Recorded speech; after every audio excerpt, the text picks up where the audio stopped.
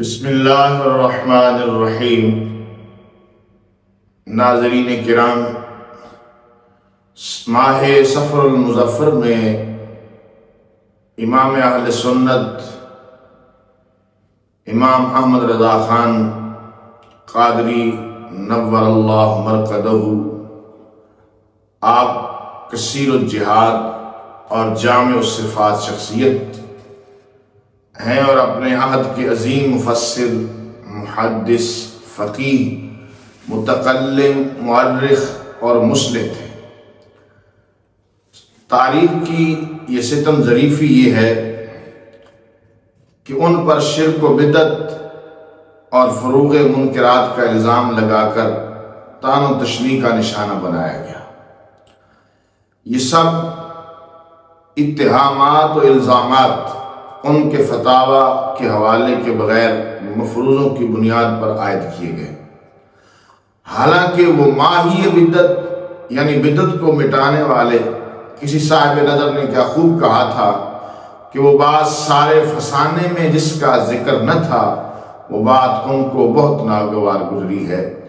اہل سنت و جماعت کو قبور پرستی اور قبر پرست کہا جاتا رہا۔ امام اہل سنت علیہ رحمہ لکھتے ہیں کہ اے مسلمان، اے شریعت مصطفیٰ کے تابع فرمان، جان کہ سجدہ اللہ تعالیٰ کے سوا کسی کے لیے روا نہیں، اور اس کے غیر کو سجدہ عبادت تو یقیناً اجماعاً صریحاً شرک اور واضح کفر، اور سجدہ تعظیمی یقیناً حرام اور گناہ کبیرہ، اور اس کے کفر ہونے میں علماء دین کا اختلاف ہے۔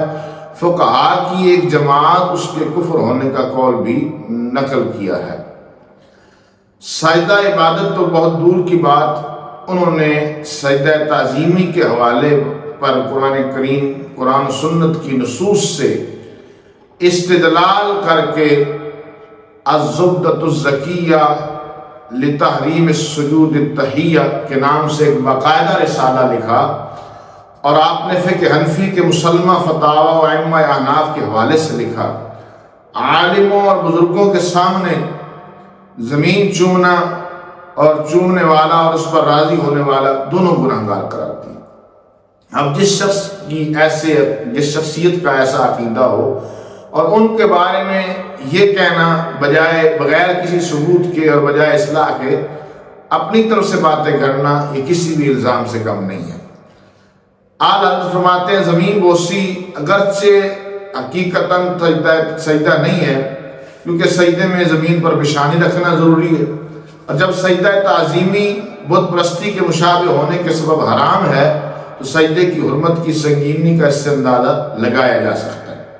اعلیٰ حضرت امام اہل سنت علیہ رحمہ وہ ہستی والا شان ہے جنہوں نے عشق رسول صلی اللہ علیہ وسلم کی شمع کو روشن کیا، اور آپ کی بارگاہ میں ایک شخص حاضر ہوتا ہے، وہ کہتا ہے حضور آپ فلاں ریاست کے جو والی ہیں اس کی قصیدے لکھیں اس کی شان کے اندر۔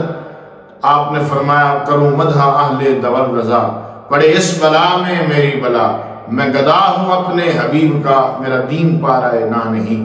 اور اعلیٰ حضرت امام اہل سنت امام احمد رضا خان فاضل بریلوی علیہ رحمہ نے جس دور میں عشق مصطفیٰ صلی اللہ علیہ وسلم کی شمع کو روشن کیا، جہاں ہر طرف کالی گھٹائیں اور مخلوق خدا کو گمراہ کرنے کے لیے ہر قسم کے لباس کے اندر لوگ موجود تھے، وہاں یہ بریلی میں امام اہل سنت امام احمد رضا خان نے عشق رسول کی شمع کو روشن کر کے عوام کو بتایا، انہیں جانا انہیں مانا، نہ رکھا غیر سے کام، للہ الحمد میں دنیا سے مسلمان گیا۔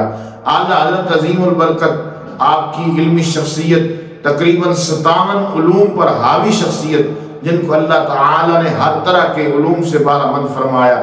اور امام اہل سنت آپ جب مدینہ شریف حاضری کے لیے گئے تو وہاں لوگوں نے یہ کہا کہ جی علماء حجاز کے اندر یہ بات پھیلائی گئی کہ ایک مشرک اور بدعتی آیا ہے، اللہ اور اس کے رسول کے بارے میں اس کے عقائد درست نہیں ہے۔